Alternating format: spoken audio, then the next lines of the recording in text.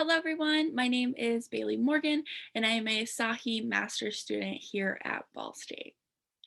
Today, as I was going through some documents of mine from high school, it really got me thinking about my educational journey and how much it's changed over time.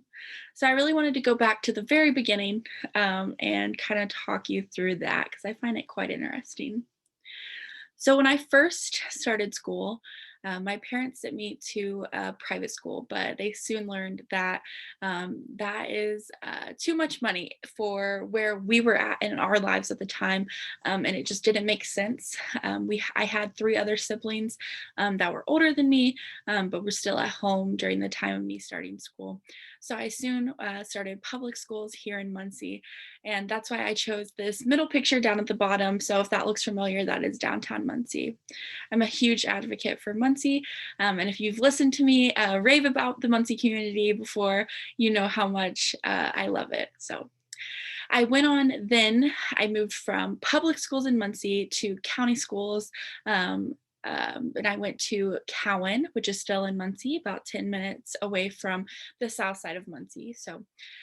I did all my high school at Cowan, and I got to really be involved in a smaller community.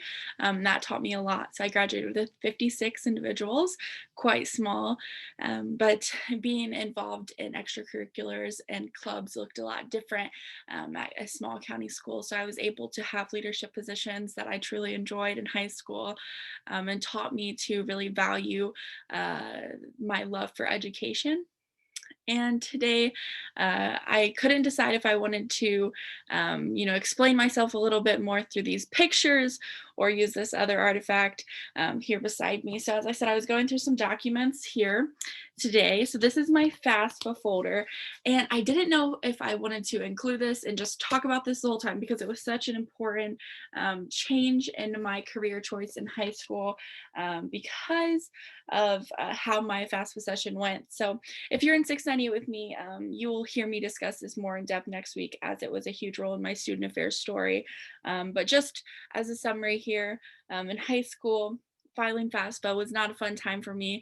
I didn't have the greatest experience with FAFSA representatives, which I know that doesn't look the same across the board. There's some really great individuals that help with the FAFSA, and the FAFSA has changed quite a bit since I was in high school as well. So the individual helping me, just to break it down, kind of, told me for my family background where I was at, it would be selfish for me to go on to an institution like Ball State where it would cost us more money or to even go to college at all. But college was something that I always valued ever since I was a young girl because of, being a first generation college student to me now means so much more than it did when I was graduating and going on to Ball State. But I eventually did go on to Ball State, and this experience, this FAFSA experience, really helped me find my career choice after talking with many counselors about I want to be an individual that stands for students, that helps students,